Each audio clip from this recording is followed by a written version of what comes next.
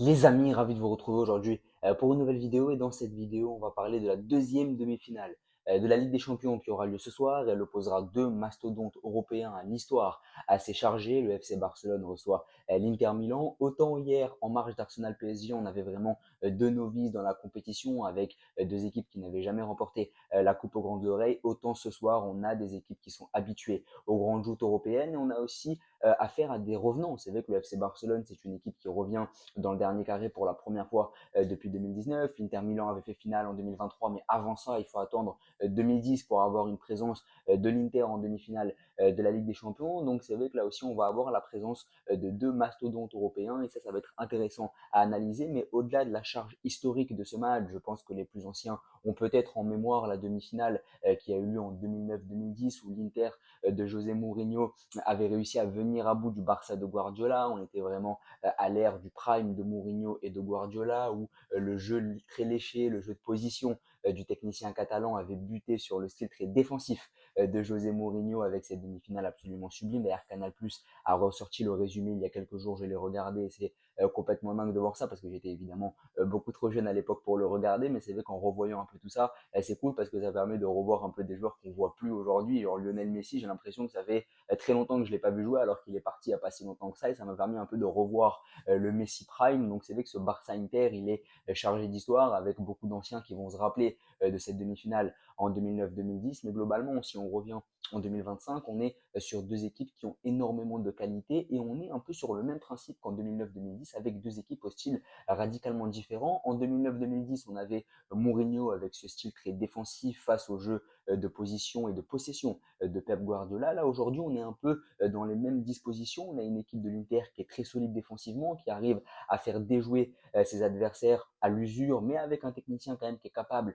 de proposer du jeu. Simone Inzaghi, c'est loin d'être José Mourinho. Je pense que Simone Inzaghi, c'est quelqu'un qui est capable de proposer du jeu et il le fait depuis qu'il est à l'Inter Milan. Mais la base de ce style Inzaghi, c'est vraiment cette solidité, cette sérénité défensive. L'Inter n'a encaissé qu'un seul but sur la phase de saison régulière, donc ça prouve que cette arrière-garde, elle est très efficace. Et pour moi, la principale qualité de cette équipe de l'Inter Milan, comme toute équipe italienne qui se respecte, c'est vraiment cette solidité et cette sérénité qui émane de cette arrière-garde, alors qu'au côté Barça, on n'a plus le style simplement espagnol que pouvait avoir Pep Guardiola à l'aube des années 2010. On a Hansi Flick qui a importé un nouveau style, un style assez allemand de gegenpressing avec ce piège du hors-jeu avec beaucoup d'intensité, beaucoup de rythme, mais jumelé aux qualités des joueurs de poche espagnols comme Pedri, comme Olmo, comme Firmino Lopez, comme Lamine Yamal.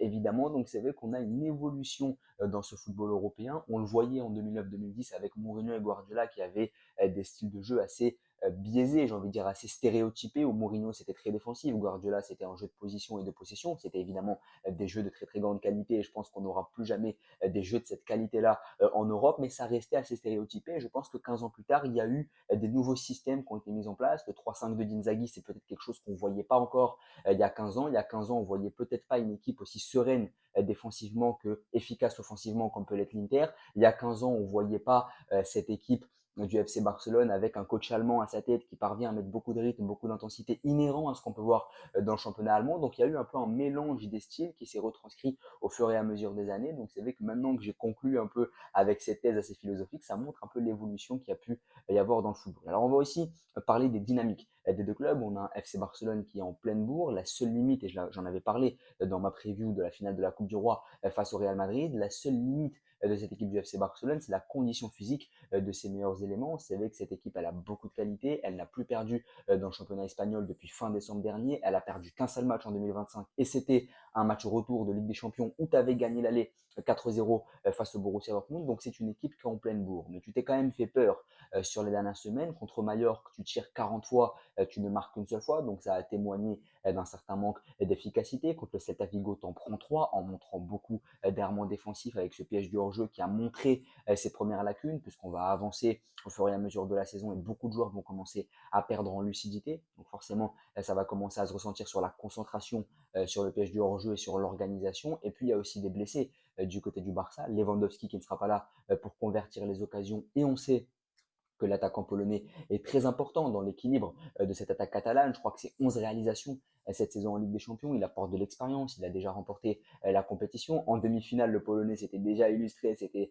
face au Real Madrid en 2012-2013. Donc c'est vrai que là aussi, le fait de ne pas avoir Lewandowski, c'est assez préjudiciable. Et ça s'est déjà ressenti sur la finale de la Coupe du Roi face au Real Madrid, même si Ferran Torres, son remplaçant, a fait un bon match. C'est toujours mieux d'avoir un Robert Lewandowski, encore plus quand tu vas affronter une équipe de l'Inter qui a une disposition assez spéciale avec cette défense à 3 qui a pour coutume de museler les attaquants de très haut niveau comme peut l'être Robert Lewandowski. On a également Alejandro Balde qui ne sera pas là et on sait évidemment que c'est très problématique puisque Gérard Martin n'a pas vraiment satisfait les supporters catalans sur la finale de la Coupe du Roi. Il a été solide défensivement face à un Rodrigo qui a été très absent dans l'animation offensive du Real, même quand le Real a commencé à s'activer en deuxième mi-temps, mais Gérard Martin, il a beaucoup de limites techniques. Je pense que c'est là que le bas va blesser du côté du Barça parce que Denzel Dumfries est de retour du côté de l'Inter. Le Néerlandais avait raté presque un mois de compétition entre le 23 mars et entre le 23 mars et le 30 avril. Donc c'est vrai qu'il avait raté quasiment un mois de compète. Il était rentré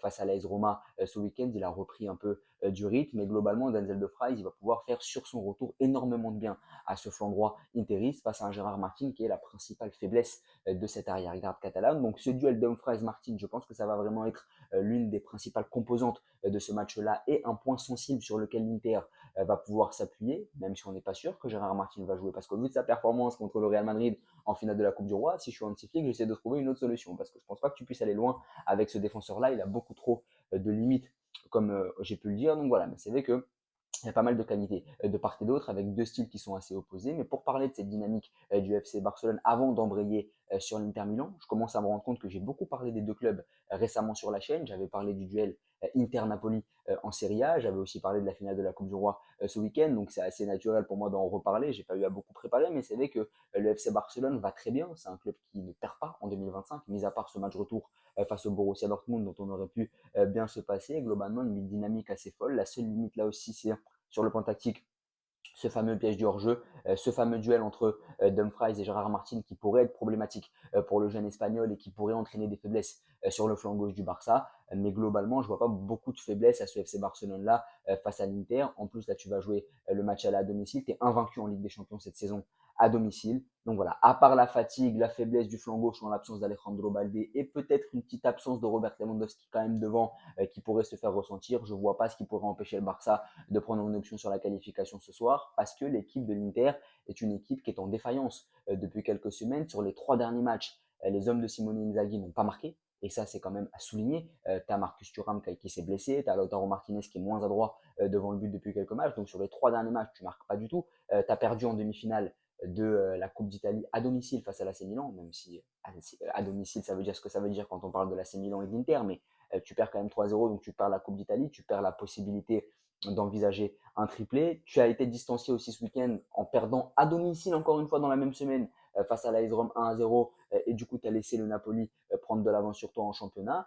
Donc là aussi, l'Inter est peut-être sur une semaine où ils sont en train de tout perdre et ça va peser sur le mental des joueurs parce que tu as déjà perdu la Coupe d'Italie, parce que le Napoli n'a plus qu'à gagner tous ses matchs pour pouvoir remporter le Scudetto et parce que là tu te frottes quand même au FC Barcelone qui est avec le PSG selon moi la meilleure équipe d'Europe cette saison, notamment dans la production offensive. Maintenant, cette équipe de l'Inter, elle a éliminé le Bayern Munich, elle a fait preuve de solidité défensive sur la phase de saison régulière. C'est une équipe qu'il faut toujours redouter et je pense que les Catalans auraient préféré affronter le Bayern, qui aurait laissé beaucoup plus d'espace dans le dos, que tu avais déjà battu sur la phase de saison régulière. Là, l'Inter, c'est une équipe un peu casse-dents pour une équipe comme le Barça parce que je vois bien le match. Je vois un peu le remake de 2009-2010 au final avec un Barça qui va beaucoup jouer, qui va beaucoup faire tourner. Mais je pense pas que l'Inter va non plus arriver dans une position victimaire. Je pense vraiment que les Interistes ont à cœur de jouer, de proposer une partition solide du côté du Camp Nou parce que tu as les joueurs pour le faire. Tu as du Barella, tu as du Mkhitaryan, tu as du Çalhanoğlu.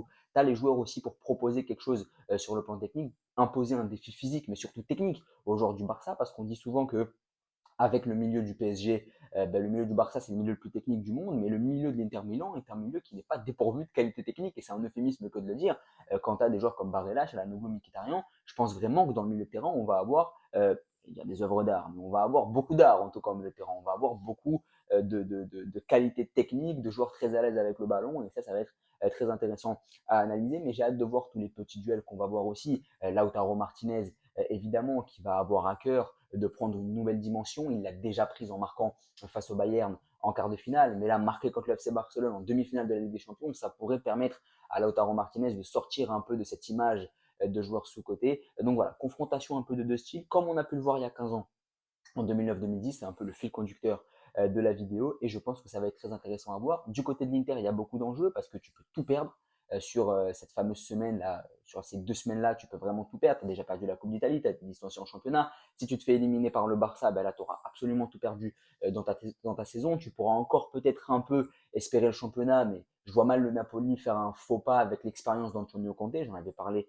dans une précédente vidéo. Et côté Barça, bah, finalement, tu arrives un peu avec une forme de décomplexion. Tu as déjà gagné la Coupe du Roi, tu as de la marge en championnat et en plus tu as mis un coup de massue sur le plan mental au Real Madrid qui n'a quasiment plus de défenseurs, que ce soit physiquement ou même mentalement. J'ai l'impression que les joueurs de la Maison Blanche ont un peu lâché le truc en championnat et en plus là tu avances en tant que favori, tu as quasiment tes joueurs qui sont là à part Baldé et Lewandowski qui sont pas là, mais tu peux quand même combler ces absences, même si je pense que sur le flanc gauche l'absence d'Alejandro Balde est quand même très préjudiciable, mais devant, tu as du Ferran Torres, tu as du Olmo, tu as du Gavi.